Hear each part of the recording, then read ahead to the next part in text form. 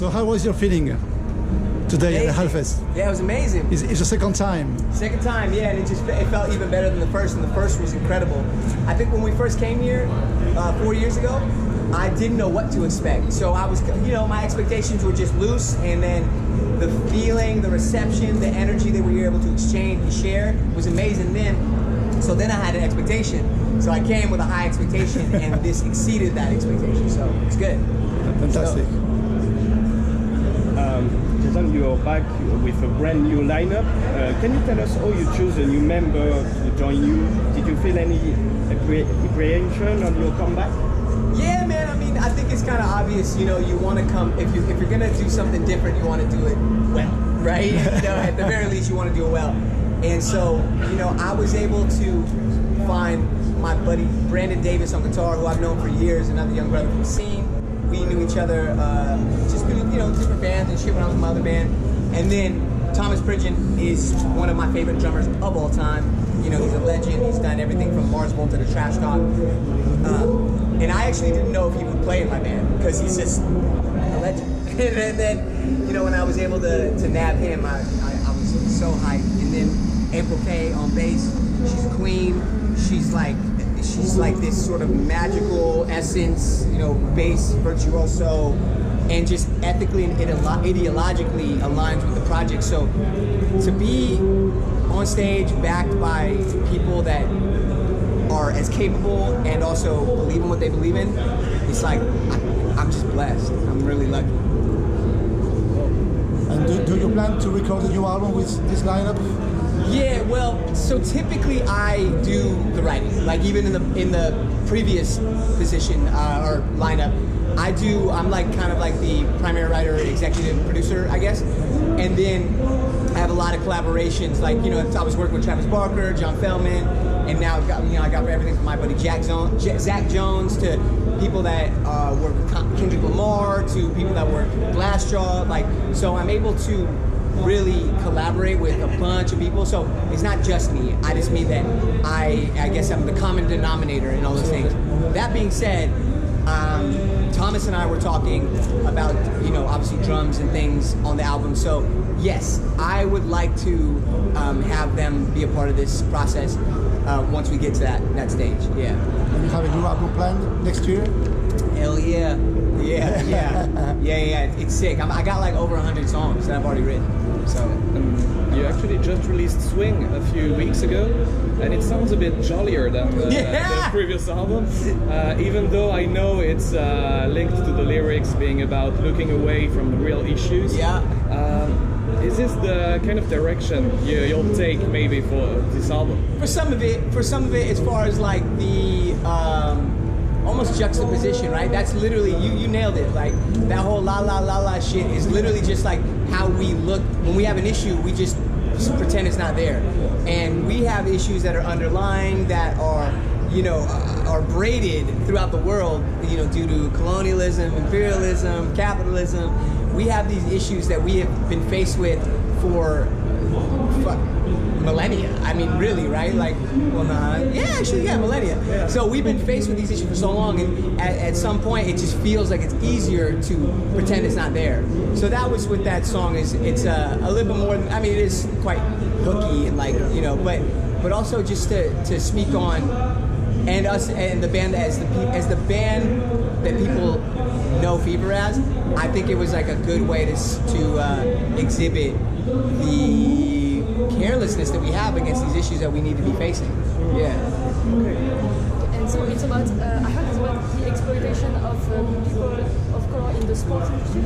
Can you tell us why you chose this particular subject in sport? Yeah, look, in America, we've done it over and over again. We've used black, brown, Asian, indigenous.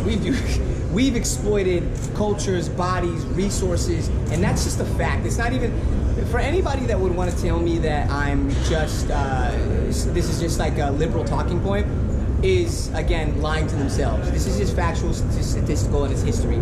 We've exploited, but then the idea of colonialism, imperialism, imperialism, colonialism, and elements of capitalism, we got from other parts of the world. You know, we're a young country, so we took these ideas from other parts of the world. And with that knowledge, I understand that this is something that has braided itself and lined itself and is an undercurrent throughout the world. And as we tour and as we go around the world, I see the effects affecting people. I see the sort of degenerative elements of all these things throughout the world. So with that being the case, I believe that I can say that shit in America, I can say that here in France, I can say it in the UK, I can say it in Australia, I can say, you know, and I sincerely believe that this idea of white supremacy lies at the root of most of our problems throughout the world. That's how I feel. And I think that there's a really good case to be made to support that. During the show, you mentioned that there's very few people of color in our scene, Yeah. actually. Yeah. Even though it was started by people of color, like Bad Absolutely. Brains, Rage Against the Machine, Absolutely. and even going back to Muddy Waters. Absolutely. What would you say to people of color that want to launch themselves into a band to start playing music? I say we've been here. Like, once again, it's all about history, it's all about understanding. Like, that's what we do. That's what happens in the world, in the Western world particularly, actually throughout the whole world. Power finds a way to remove your history, remove your identity. Therefore, you do not have a foundation to stand upon when you say, I need to move forward because I've been here, because I have this foundation, because I have this leg to stand on, because I have this history.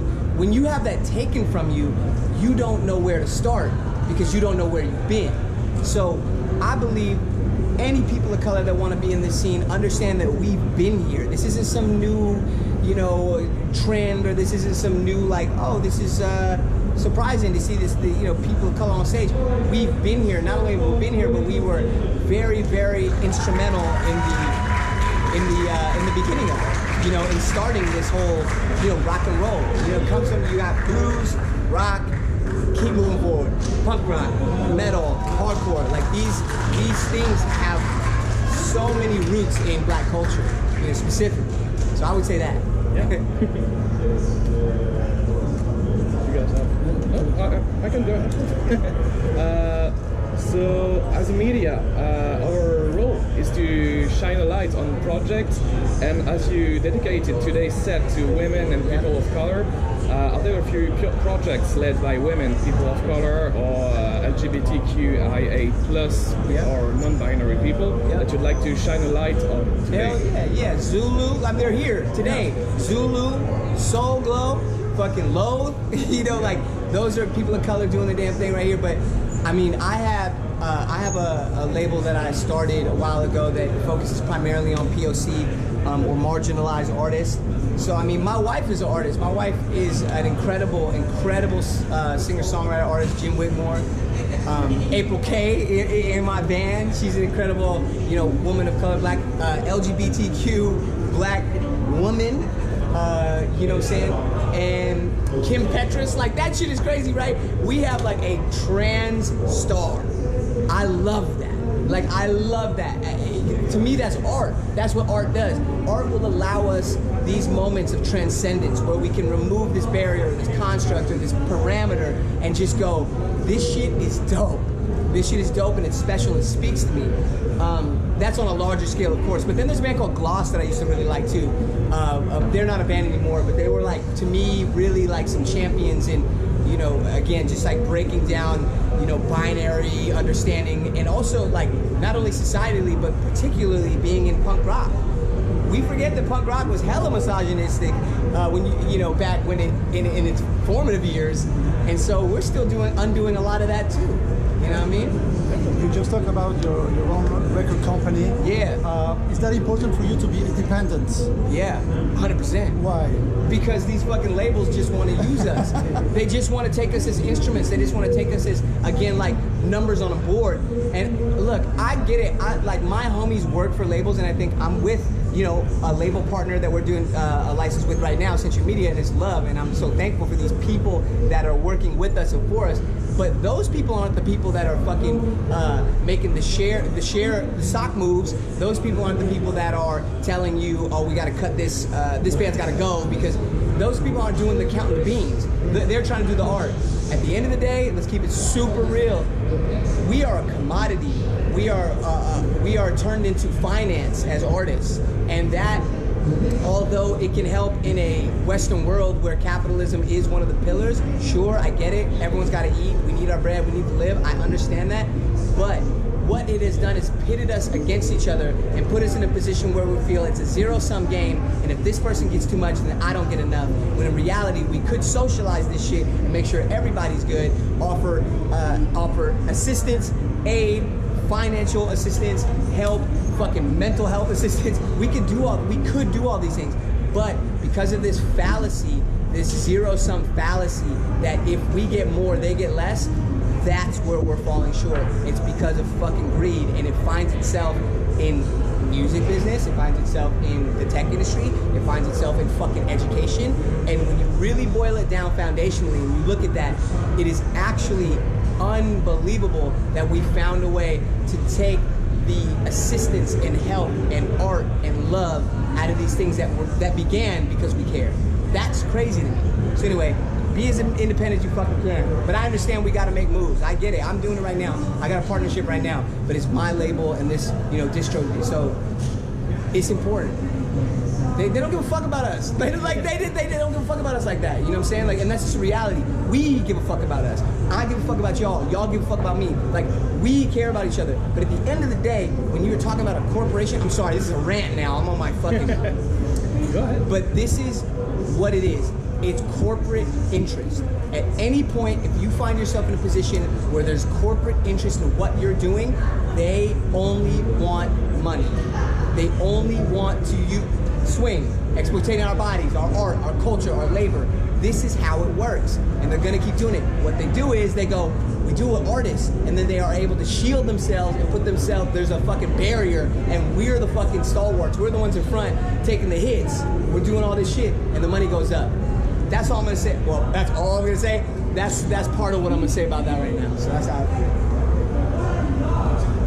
It's the funniest question, but you are used to own the stage and the space around you at each venue and festival you play in, and that creates some incredible moments. Can you tell us what is the one that made the biggest impression of you, and which do you think was the most dangerous? The most dangerous was when I punched through a window and got my arm stuck in the fucking window of glass, and I had to get surgery. That was fucking stupid. Kids, don't do that shit. That shit is dumb. That was just the most dangerous. It was just stupid. I was in a really fucked up place, like mentally, emotionally. So I was tripping. But one of the moments that I just remember, I'll talk about something recently, actually. There's a young sister named Sarah, in the UK, black girl, taking photos of us. I download, and I'm saying what I say and doing what I do. And it's black people on stage in this space, and we're kind of like a few grains of pepper and a salt shaker. You know what I'm saying? And we see her, and April is just overwhelmed with this feeling of just like not ever really seeing herself represented in this space, and then this young sister is right there doing it. So she's overcome with emotion. I'm overcome with emotion, and we get to have this moment where we're just holding hands and seeing ourselves, looking into each other's eyes and going like, I see you, and I thank you, and I appreciate you, and we're safe in this moment with three people. There was three of us versus the world, it felt like, and that was beautiful. Like, to feel that safe amongst all these things, everything is happening. You open your phone right now, there's a war, there's a fucking deficit financially, there's a fucking storm, there's atrocities in all fucking facets of life,